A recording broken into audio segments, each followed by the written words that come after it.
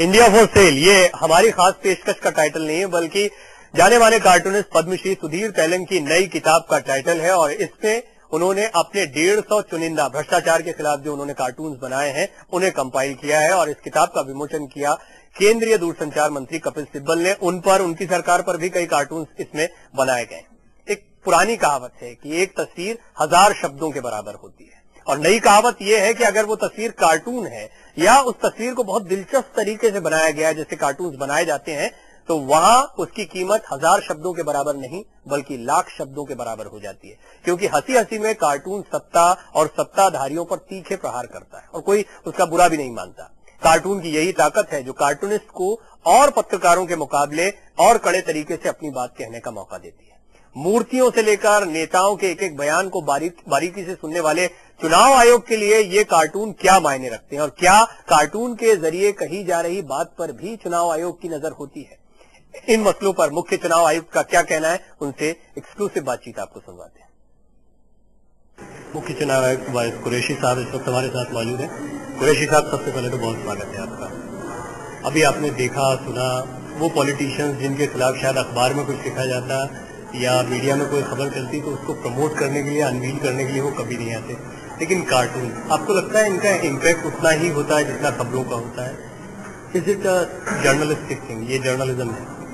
Cartoon तो अपने ही किस्म का एक जर्नलिज्म है और इतना इफेक्टिव, इतना popular, without saying a word you say a lot. Every cartoon is worth 1000 words more. As mister Telang mention, democracy में तो कार्टून टॉलरेट होता है, एंजॉय किया जाता है, जो विक्टिम होते हैं वो भी मुस्कुराते हैं, यही इसकी खूबसूरती है। और सुधीर तेलंग का तो जवाब नहीं है, इतना क्रिएटिव माइंड है उनका, इतना इमेजिनेटिव वो आदमी है कि हम सोच भी नहीं सकते जो उनका reaction response news of the day होता है। जर्नलिस्ट हो चाहे पॉलिटिशियंस हो, आजकल ये सोचते हैं कि कुरैशी साहब देख तो नहीं रहे, सोच समझ के काम किया जाए। कार्टूनिस्ट को डरना चाहिए। मुझे क्योंकि अब आप जब भी पब्लिक फेयर जाए तो वो आप भी कार्टूनिस्ट का सब्जेक्ट हो जाते हैं। मुझ पे भी इन्होंने कुछ कार्टून बनाए हैं, लेकिन वो मुझसे ज्यादा वो पॉलिटिशियन पे चूंकि दिखती थी, इसलिए मैंने उसको बहुत पॉजिटिवली ही लिया। इलेक्शन के दौरान आप ये देखते हैं कि कार्टून को छूट मिलनी चाहिए जो दे रहे हैं, या उस पर भी निगाह रहती है? नहीं, कार्टून का, क्योंकि cartoon is not a politician. अगर सुधीर तेलंग इलेक्शन लड़ेंगे सब जरूर इस पर निगाह रखेंगे। जी हाँ, ये कार्टून की खूबसूरती होती है कि इसमें कड़ी से कड़ी बात को कह भी दिया जाता है और इसे बहुत गंभीर तरीके से, या इसके गंभीर परिणामों को ऐसे नहीं देखा जाता जैसे किसी न्यूज आइटम के या आर्टिकल के प्रभाव को देखा जाता है। हालांकि ये भी एक गंभीर मसला है कि क्या कार्टून का इम्पैक्ट भी इतना ही होता है जितना हम जर्नलिज्म की दूसरी विधाओं का देखते हैं। इस पर भी यहाँ पर कार्टूनिस्ट सुधीर तेलंग ने अपने विचार रखे। लेकिन सुधीर तेलंग के लिए उनके पूरे कार्टूनिंग के जीवन में 3 पॉलिटिशियंस बहुत महत्वपूर्ण रहे, और बल्कि वो किसी वरदान से कम उनके लिए नहीं रहे जिन पर उन्होंने सबसे ज्यादा कार्टून्स बनाए।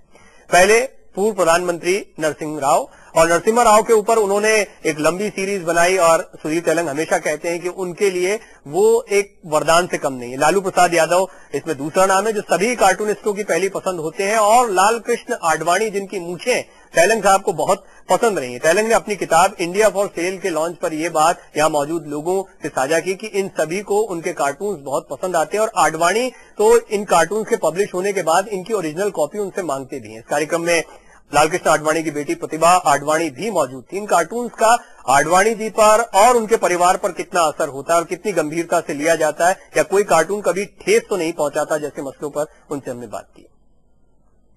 मुझे न्यूज पढ़ने में उतना मजा नहीं आता जितना कार्टून देखने में आता है, because that's the whole event मुझे ना नटशेल, एंड एक तरह से आप क्वेश्चन पूछ सकते हो जो नॉर्मल उसमें नहीं पूछ सकते। हाँ, ये आपने बहुत बढ़िया बात कही, क्योंकि कार्टून्स में आप कई बार वो चीजें कह जाते हो जो शायद आप आर्टिकल्स में या न्यूज में नहीं लिख सकते, वो हार्श कमेंट कहते हैं जिसको। लेकिन आपको लगता है ये उतना हार्श पड़ता भी है जिसको लिखा जाता है? हाँ, जरूर पड़ता है, पर हार्श पढ़ते हुए भी वो उसका बुरा नहीं मानता, बिकॉज उसको पता है ये कार्टून है। कभी बुरा लगा आपको किसी कार्टून को देखकर? Not really. दादा के ऊपर बहुत, मेरे पिताजी के ऊपर बहुत बनाया, सुधीर जी ने स्वयं बहुत बनाया। उनके favourite character, one of the characters, पर हम लोग खूब हंसते हैं, कभी बुरा नहीं लगा। अच्छा, क्या आप इसको जर्नलिज्म मानती हैं, cartooning? Why not? I think it's an important part of journalism. It's not just a part of journalism. एक बहुत महत्वपूर्ण हिस्सा है और अगर ये ना हो तो कहीं वो नीरसता आ जाती है, कहीं एक वैरायटी चाहिए होती है न्यूज पढ़ने में, देखने में, जानने में। उसमें ये बहुत अहम भूमिका निभाते हैं कार्टून। जी हाँ, तो कार्टून्स जर्नलिज्म का एक महत्वपूर्ण अंग है और कार्टून्स का जबरदस्त असर भी होता है। फिलहाल एक ब्रेक ले रहे हैं। ब्रेक के बाद यहाँ सरकार के ऊपर बहुत जबरदस्त कार्टून बने थे और सरकार के ऊपर जब या सरकार के खिलाफ कोई भी कार्टून जाता है तो विपक्ष उससे बहुत खुश होता है। रविशंकर प्रसाद कार्यक्रम में मौजूद थे, उन्होंने कई कार्टून्स पर कमेंट किया और वो यहाँ ऐसा लग रहा था उनके पास थी, वो ज्यादा खुश दिखाई दे रहे थे क्योंकि उनके ऊपर ज्यादा कार्टून नहीं बने थे। लेकिन एक जमाने में उन पर भी कार्टून बनते रहे। कार्टून उन्हें कितना प्रभावित करते हैं, उनसे भी एक्सक्लूसिव बातचीत एक ब्रेक के बाद।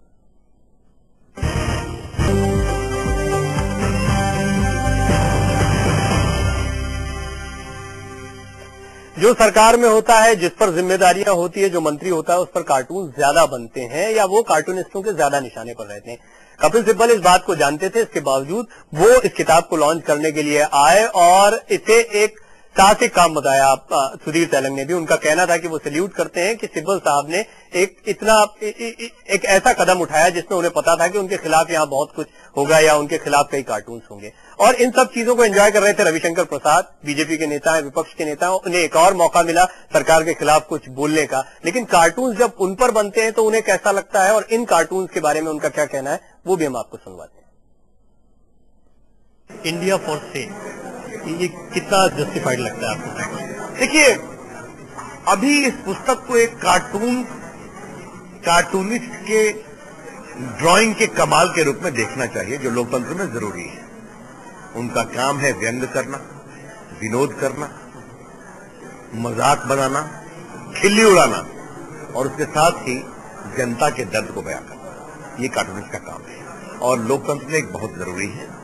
जो सरकार में होंगे उनका आलोचना होगी और इस सरकार ने देश में भ्रष्टाचार के जो नए कीर्तिमान स्थापित करवाए हैं तो आलोचना होनी भी चाहिए, लेकिन नेताओं को आलोचना से भागना नहीं चाहिए।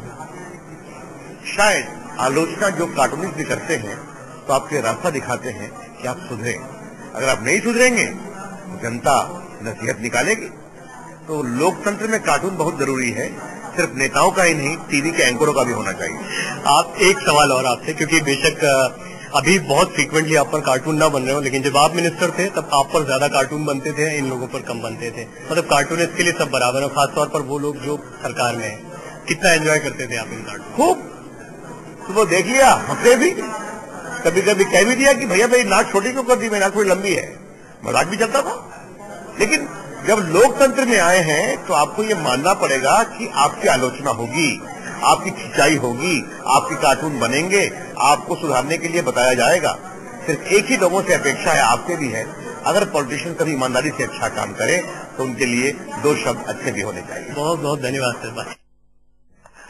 भैया वाकई अच्छा काम किया इन पॉलिटिशियंस ने कि कार्टून्स की जमकर तारीफ की है और माना है कि कार्टून्स का इम्पैक्ट भी होता है और जर्नलिज्म का एक बहुत महत्वपूर्ण औजार या जर्नलिस्ट एक ऐसी जर्नलिस्टिक स्किल है जिसके जरिए वो बातें भी कही जा सकती हैं जो जर्नलिज्म की दूसरी विधाओं में नहीं की जा सकती हैं। और सुधीर तेलंग ने अपने लंबे करियर के दौरान इसी अंदाज में अपनी बातों को सामने रखा है जो कई बार एडिटोरियल्स के जरिए, न्यूज आइटम्स के जरिए या आर्टिकल्स के जरिए नहीं रखी जा सकती हैं। इंडिया फॉर सेल उनके भ्रष्टाचार पर बनाए गए 150 कार्टून्स का कंपाइलेशन है। हमारी इस खास पेशकश में फिलहाल इतना ही।